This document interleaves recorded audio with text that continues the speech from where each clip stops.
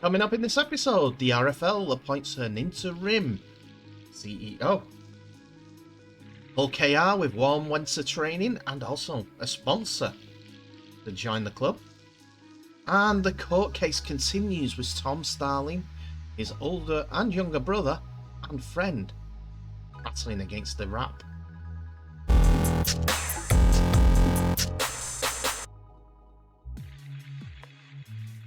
Hello ladies and gentlemen, and welcome back to the channel Held Dominance. Anthony here. Please remember to like and subscribe, and also click that notification bell if you're enjoying what you're seeing and if you want to see more.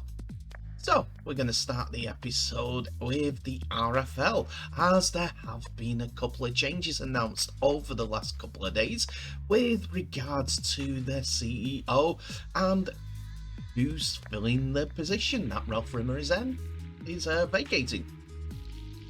First of all, CEO Ralph Rimmer and Karen Morehouse, who was the company's secretary, had decided in September that they would leave their positions in the RFL come the end of 2022. But that seems to have been sped up to before the Christmas period, as there has been an announcement yesterday, in regards to who is taking that seat on a interim basis. And it looks like that the appointment for the interim chief executive didn't go too far, as Tony Sutton will act as the interim chief executive of the RFL, as the governing body are looking to appoint a permanent successor to Ralph Rimmer. The move was confirmed in an RFL council meeting that happened on the 7th of December, which saw Tony Sutton, who was the RFL's chief operating officer since 2019, after joining the governing body as a director of finances and facilities in 2017, being given the interim role after his stellar positioning in the COO position. His previous roles included 30 months as Group Finance Director of Hull College Group, and before that, 13 years with Hull FC. This coincides with Robert Hicks, the RFL's Director of Operations and Legal, acting as interim company secretary from the same date. Simon Johnson, the RFL chair, said, "This gives the organisation the stability and continuity that it requires whilst we complete the search process for the new permanent CEO of the RFL, which will be followed by the permanent company secretary appointment, as well as the second executive board appointment, in addition to the CEO, to the RFL board." The RFL Council under Mr. Johnson has also confirmed the appointment of Dr. Sherry Daly to the RFL board as a non-executive director, and the confirmation of Sir Lindsay Hoyle, the Speaker of the House of Commons and the MP for Chorley, as the 31st President of the RFL. Sir Hoyle comes into the position after he succeeds Claire Balding CBE, who has held the honorary post since July 2020, and has done well in the role, to be honest, as her TV personality status as a host of horse racing, sports and other TV shows has also been reflected in how much she appreciates rugby league and being part of that board. The decision to ratify it today at the meeting in the Rugby League Council, with Sir Lindsay's term to begin after the next council meeting, which was originally due on December the 22nd. So this being pushed forward must be a case of melding the disciplinary changes that are coming in the meeting during yesterday, and also the ratification of the CEO positions. I presumptively said that Ralph Rimmer had left it early, but it doesn't seem like that's so. It must just be sorting things out before Christmas, getting it done early, which is something that I've asked the Rugby League to do for the last few years that I've been doing this channel, no matter what the subject is.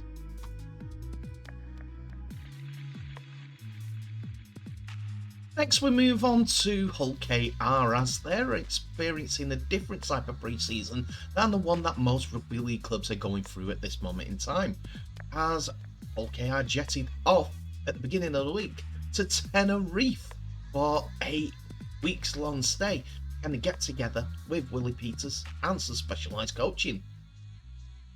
Peters says he's grateful for the opportunity to have so much quality time with his players over the next week in Tenerife. The Robins landed in the Canary Islands on Monday afternoon, with Peters bringing an army of people with him from East Hull, as over 30 players and 10 staff members are all in attendance. The Rovers boss soaked up his new surroundings and spoke about his appreciation that he has been given the chance to bring the majority of the squad over for some quality building time on and off the field.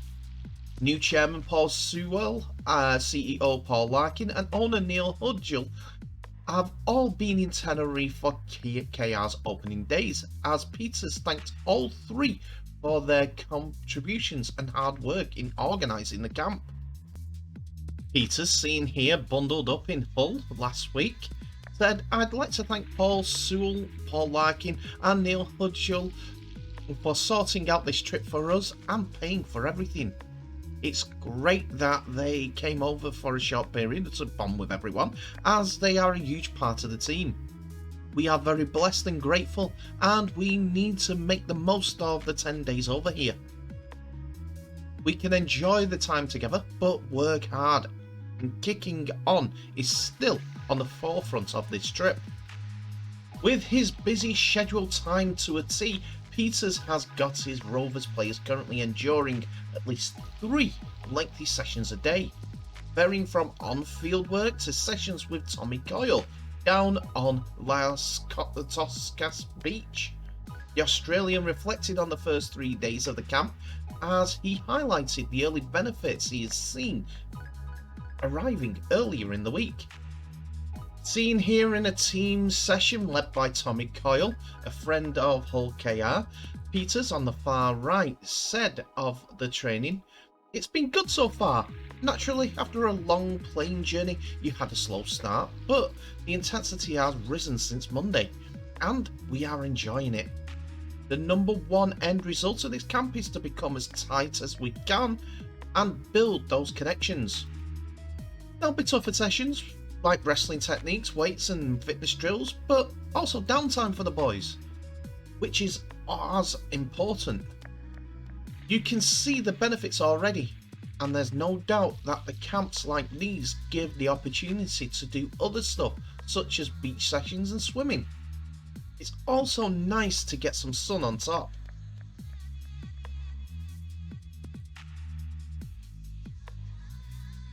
Things off the field seem to be going correct as well for Hull KR, as they bring in big business and sponsors to be part of the club for 2023, as they have proven that they're backing up the right tree after announcing a deal with Brawl Raw as their platinum partner for the upcoming season.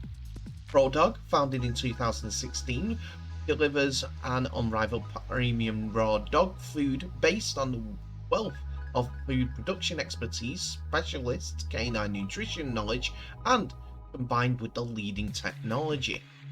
With strong foundation of British ingredients and unique meal recipe formulated alongside leading veterinary professionals, Brawl is leading the raw bellion to improve the nutritional health of the dogs of all shapes and sizes, according to the blurb that Hull KR have put out.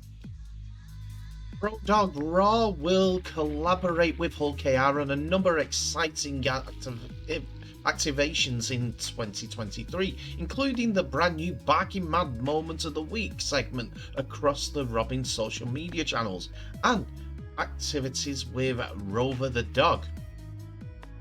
Brawl CEO Heidi Mescalin I'm not saying that incorrectly, hopefully, was excited to officially announce the partnership. We've always been a business that wanted to make a positive impact, as HKR brings the city together for their games, creating a real sense of community. This felt like a perfect way to contribute to the area. We can't wait to begin supporting the HKR team, its players, and the dogs. We hope to help the team enhance the dog's nutrition by tailoring fresh, natural diets to support each individual dog's needs, whilst sharing the importance of raw feeding with the HKR fans, and being a part of their season-long successes.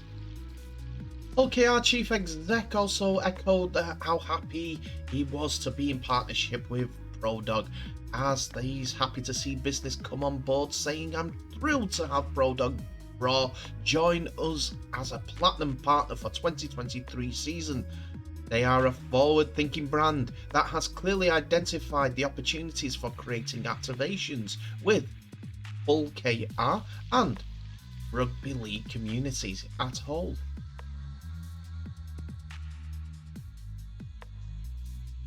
And finally, a little bit of a court drama that Tom Starling is involved in, as the NRL star's brother has told the court how he feared for his eldest sibling's life when he was repeatedly punched in the face by a police officer during a bar brawl on the Central Coast. Josh Starling, 21, who's the brother of the Canberra gun Tom, recounted how a birthday party at the Shady Palms bar in December 2020 turned violent, where their mother was allegedly called an effing derogatory word for a woman. Footage provided by Downing Centre local court showed the wild scuffle involving Tom and officers restraining him and punching him in the face. The Canberra hooker suffered a bloody nose from the incident. The younger Starling said on Wednesday, "I was scared for mine and Tom's life. I thought they were going to kill my brother," speaking about the police officers. The two brothers appeared at court alongside elder brother Jackson Starling, who's 26, and co-accused Jesse Byrne for the 11th day of a hearing related to the brawl. Josh said he had tried to move between a dazed and unconscious Tom and Senior Constable Daniel Drew, who is a different officer to the one accused of punching the Raiders star in the face. Mr. Drew previously admitted to striking the NRL hooker in the ribs. During the entire incident, Jackson said, "I was pretty worried for Tom." He went on to describe how he was pushed to the ground and also struck. The court also saw police body cam footage in which a female friend of Joss's told of how security guard Khan Morris allegedly called the Starling's mother that insult. The female friend went on to say that the police in the CCTV video that she got called a slut by the security. Her son reacted, "Really not fair."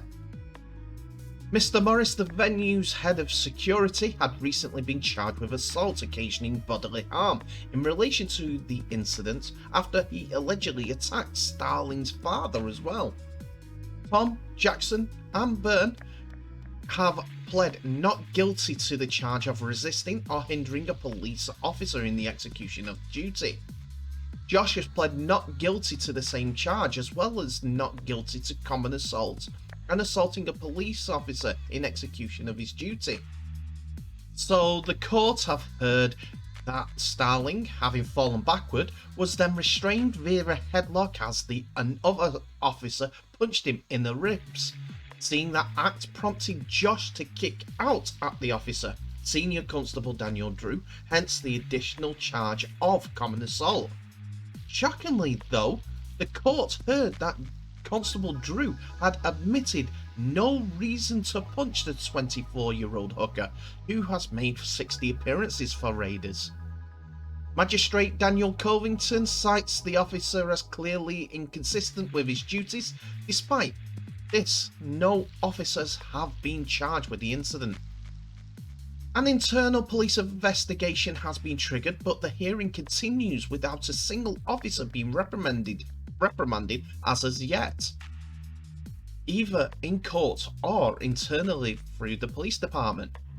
It is unknown what bearing the sentence may have on Starling's career, but he did continue to play every game for Canberra in the 2022 seasons, and would hope to kick on and make the playoffs for a second consecutive year with the club. The trial is ongoing.